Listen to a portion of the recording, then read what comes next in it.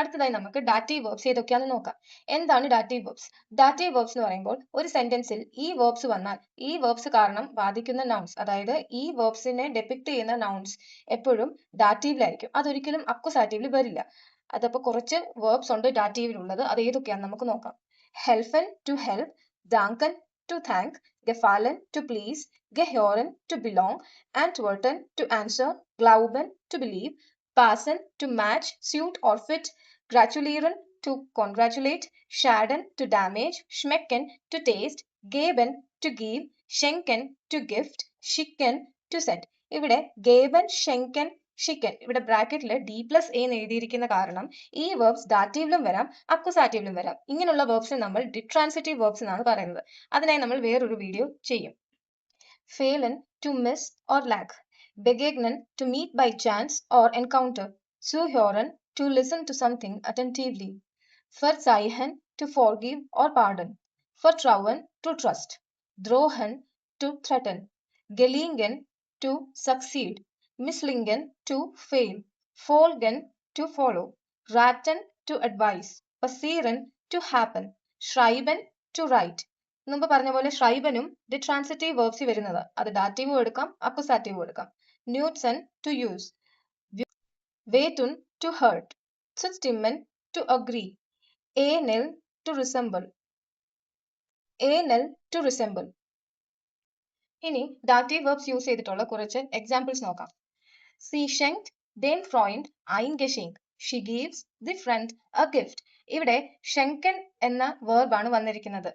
To gift എന്നുള്ള meaning ആണ് ആ വേർബിന് വരുന്നത്. അതുകൊണ്ട് തന്നെ അതിനെ റിഫ്ലക്ട് ചെയ്യുന്ന നൗൺ ഇവിടെ ഡേം ഫ്രോയിൻഡ്. ആർക്കാണ് കൊടുത്തെന്നുള്ള ചോദ്യത്തിന് ഉത്തരം വരുന്നത് ഡേം ഫ്രോയിൻഡ് ആണ്. അതുകൊണ്ട് ഡേം ഫ്രോയിൻഡ് ഇവിടെ ഡാറ്റീവ് ആയിട്ട് വരും. Wir danken der Lehrerin.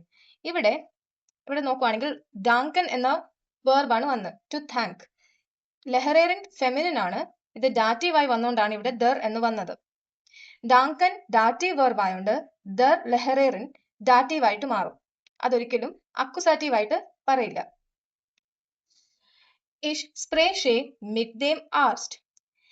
ഇവിടെ സ്പ്രേഷൻ എന്ന വേർബ് വന്നതുകൊണ്ടല്ല, ഇവിടെ ശരിക്കും മിറ്റ് എന്ന പ്രിപ്പോസിഷൻ വന്നതുകൊണ്ടാണ് ഇത് ഡാറ്റീവ് ആയിട്ട് മാറുന്നത്. ഡാറ്റീവ് പ്രിപ്പോസിഷൻ അടുത്ത പോർഷനിൽ എടുക്കുന്നതായിരിക്കും. അടുത്ത എക്സാമ്പിൾ നോക്കാം. ദസ് ബുക്ക് ഗെഹ്യോർട്ട് ദെം സ്റ്റുഡന്റൻ.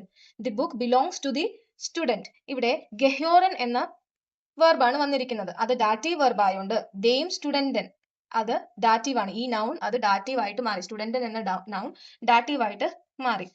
Ich helfe meine Schwester. I help my sister. ഇവിടെ ഹെൽഫൻ എന്ന വേർബ് വന്നതുകൊണ്ട് ഇവിടുത്തെ നൗൺ അത് ഡാറ്റീവ് ആയിരിക്കും. അതൊരിക്കലും അക്വസാറ്റീവ് ആയിരിക്കില്ല. Das Kleid gefällt mir. The dress pleases me. ഇവിടെ gefallen എന്ന വേർബാണ് വന്നിരിക്കുന്നത്.